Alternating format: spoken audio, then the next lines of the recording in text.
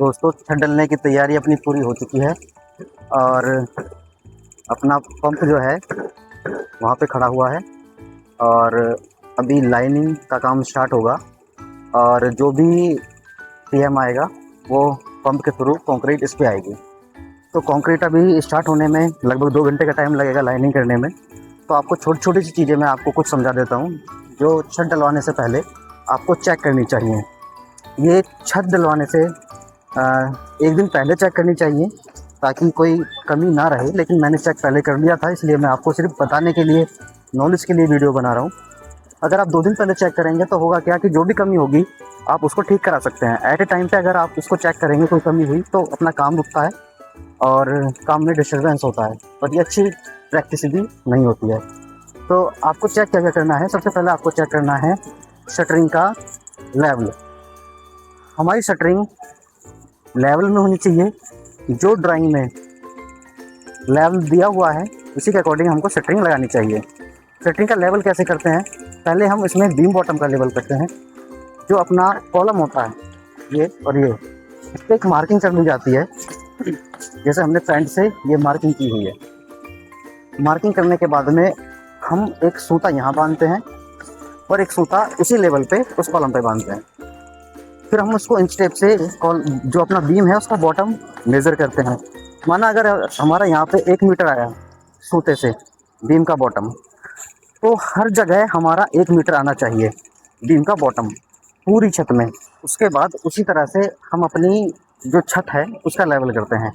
हम क्या करते हैं, अगर हमारा बीम का बॉटम लेवल हो जाता है तो हम इस पर कोई या तो ईंट रख के या फिर बत्ता रख के, मतलब दोनों तरफ इस सिरे पे और इस सिरे पे रख कर हम उस पर सूता बांधते हैं। और अगर हमारा यहाँ पे वो 300 आ रहा है, मतलब जो मेजरमेंट हमारी यहाँ आएगी, तो पूरी छत में हमारी वो मेजरमेंट आनी चाहिए। और बीम में कभी कभी क्या होता है, हमको कैम्बर दिया जाता है। अगर हमारा 1 इंची का कैम्बर है तो हम क्या करते हैं कि अगर हमारा यहाँ पे बीम पे एक सिरे पे 1 मीटर आ रहा है और उस सिरे पे 1 मीटर आ रहा है, तो हमको यहाँ पे 1 मीटर 25 mm सेंटर में लेना पड़ेगा, तो हमारा 1 इंची का कैम्बर या 25 mm का कैम्बर आएगा। तो इस बात को बताना भूल गया था, लेकिन इसको याद आया तो आपको बता दिया। वीडियो बनाते समय बहुत सारी चीज़ें भूल जाते हैं, माइंड से निकल जाती है। बाकी छत का लेवल आप समझ चुके होंगे कि कैसे किया जाता है और इसी तरह से पूरी छत को लेवल किया जाता है। अब ये हमारे प्रोजेक्शन होते हैं। प्रोजेक्शन का क्या करते हैं, जैसे हमारा लेवल यहाँ पे लेवल हमने कर दिया बॉटम, तो हम इसको जो हमारा टो होगा, जो सिरा होता है आगे वाला, उसको हम टो बोलते हैं। तो हमारा टो जो होगा वो इस सिरे से कम 25 mm से 40 mm ये हमारा उठा हुआ होना चाहिए इस लेवल पे। क्योंकि क्या होता है कि कैंटिलीवर होता है और कैंटिलीवर जैसे शटरिंग वगैरह खुलती है, थोड़ा लोड बढ़ता है, तो इस ये टो से जो अपना टो होता है यहाँ से थोड़ा सा नीचे जाता है, इसलिए हम थोड़ा सा पहले ही उसको 1-1.5 इंची ऊपर उठा के चलते हैं। तो इस तरह से शटरिंग की बात मेरे हिसाब से पूरी हो चुकी होगी। ये सारी शटरिंग का लेवल हमने उसी तरीके से किया है। दूसरा पॉइंट अपना आता है, जो शटरिंग की प्लाई होती है उस पर हमको जो शटरिंग टेप होता है ये लगा देना चाहिए। होता क्या है, जब हम छत डालते हैं, वाइब्रेटर मारते हैं, तो हमारी जो सीमेंट स्लरी होती है वो जॉइंट से नीचे निकलती है, जिस कारण हनीकॉम्ब आता है और स्ट्रेंथ कम होती है। तो फिर अगर हम शटरिंग टेप लगाएंगे तो शटरिंग टेप से वो स्लरी नीचे नहीं जाएगी और छत देखने में अच्छी लगेगी, स्मूथ निकलेगी और स्ट्रेंथ फुल अपनी छत होगी।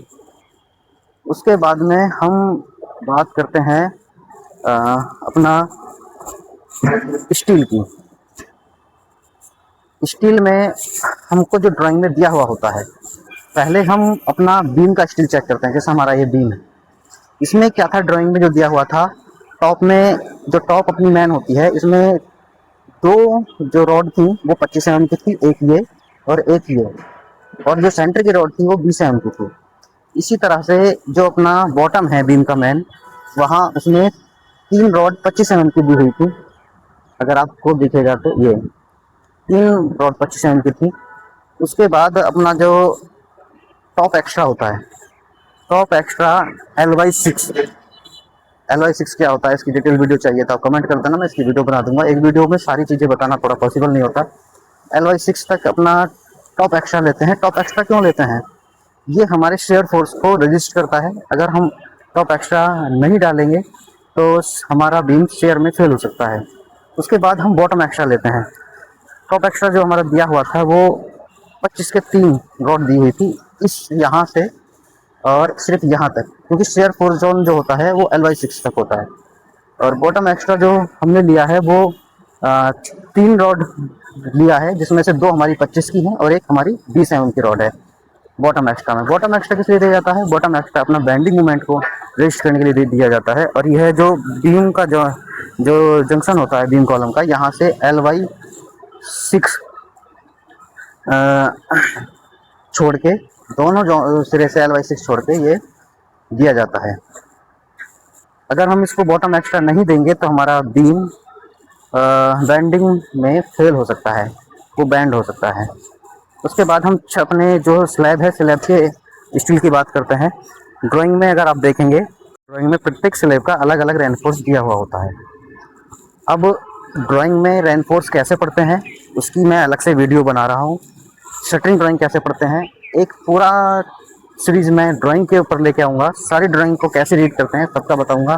कॉलम की ड्राइंग कैसे रीड करते हैं, अगर आप शटरिंग लगवा रहे हैं उसकी ड्राइंग कैसे रीड करेंगे, आप अपना रेनफोर्स स्लैब का बनवा रहे हैं तो उसकी ड्राइंग कैसे रीड करेंगे, सारी डिटेल ड्राइंग में इस पर अपलोड करूँगा। तो आप ज़रूर जुड़े रहिए हमसे, सब्सक्राइब ज़रूर कीजिएगा ताकि आपको नॉलेज मिलती रहे। हाँ, तो बात करते हैं कैसे अपना स्लैब का रेनफोर्स चेक करते हैं। अब जैसे हमारा इसमें दिया हुआ था ड्राइंग में लॉन्ग वे पे और शॉर्ट वे पे, दोनों पे 12 mm का स्टील दिया हुआ था 4 इंची पे, मतलब 100 mm पे। तो अगर हमको चेक करना है कि इसको चेक कैसे करते हैं, तो इसकी जो 5 रॉड होती हैं, 1 2 3 4 5, ये हमारी 16 पे आनी चाहिए, लेकिन ये हमारी 15 पे आ रही है 5 रॉड। तो ये ठीक है, थोड़ा एरर चलता है, मैनुअली काम होता है, इसमें कोई दिक्कत नहीं है। लेकिन हमारा 10 mm 12 mm से ज़्यादा का, हमारा 1 इंच से ज़्यादा का नहीं आना चाहिए। तो इस तरह से स्लैब का रेनफोर्स चेक करते हैं। और ये हमारी क्रैंक स्लैब है। इसमें क्या हुआ है, एक रॉड अपनी यहाँ से, हमारा ये पहली रॉड जो होती है ये हमारी यहाँ से क्रैंक हुई, ये क्रैंक हुई, एक क्रैंक होगी, एक सीधी जाएगी, ये क्रैंक हुई, ये सीधी जाएगी, ये क्रैंक होगी, ये सीधी जाएगी। इस तरह से ये क्रैंक जाल इसको बोलते हैं। और जो क्रैंक होगी वो अगली स्लैब का टॉप एक्स्ट्रा बनेगी, क्योंकि ये इस बीम से, जो बीम है, बीम से आगे तक जाएगी, जो भी ड्राइंग में दिया हुआ होता है। ये 3L दिया होता है, तो ये आगे तक जाएगी, इसका ये टॉप एक्स्ट्रा बनेगी। इसी तरह से इसका जो क्रैंक वाला रॉड आएगी वो इसके आगे तक जाएगी। तो इस तरह से अपना जाल चेक करते हैं। और जो अपना बीम होता है, बीम का जो स्ट्रप्स होता है उसकी स्पेसिंग चेक करते हैं।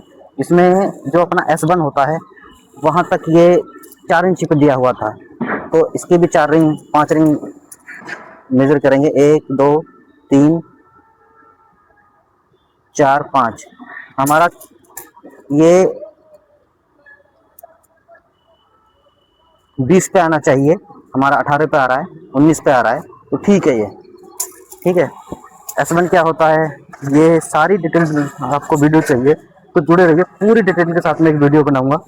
दूसरा अपना जो ये कॉलम होता है, इस पर 2 रिंग जरूर बंधवाएं, एक ये और एक बेस में।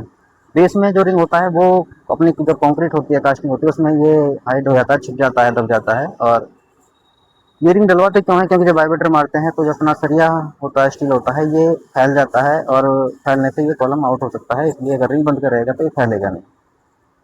तो ये बहुत ध्यान देने वाली चीज़ है। और जो अपने जितने भी बिजली का काम होता है वो भी चेक कर लेना चाहिए। इलेक्ट्रिक कंडक्टिंग ड्राइंग के अकॉर्डिंग जहाँ जहाँ पे फैन बॉक्स वगैरह है और अपना डीप वगैरह है लाइट के लिए, ये सारा अपने को चेक कर लेना चाहिए। और चेक करने के बाद ही ये सब ड्राइंग में दिया होता है।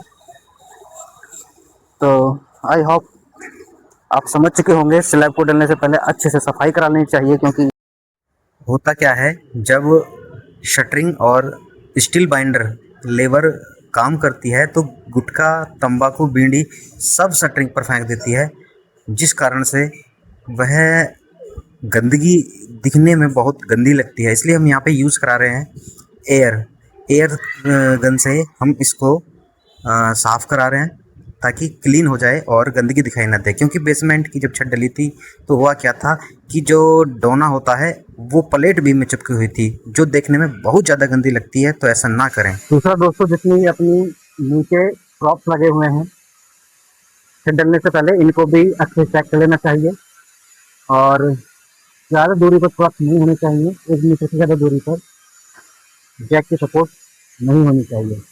कोई जैक लूज तो नहीं है, इसको हिला के हाथों से देख लेना चाहिए, चेक कर लेना चाहिए। जैसे ये थोड़ा सा लूज है, देखो ये हमको टाइट कराना पड़ेगा। ये तो इस तरह के बहुत सारे जैक होते हैं जो लूज होते हैं और जैसे ही इसको लोड आता है तो छत अपनी नीचे दब जाती है। तो सारे जैकों को अच्छे से चेक करा लेना है। अगर कोई प्रॉप लूज रह जाता है तो जब उस पे कास्टिंग होती है स्लैब पे, तो वेट के कारण वह प्रॉप नीचे दब सकता है और अपनी स्लैब टेढ़ी हो सकती है, जिस कारण से फिर उसको लेवल करने के लिए मोटा प्लास्टर करना होता है। कि आपको पता है किसी मोटा प्लास्टर नहीं किया जा सकता, जिससे दिक्कत होती है। कंस्ट्रक्शन की ऐसी ही प्रैक्टिकल जानकारी के लिए चैनल को सब्सक्राइब जरूर करें।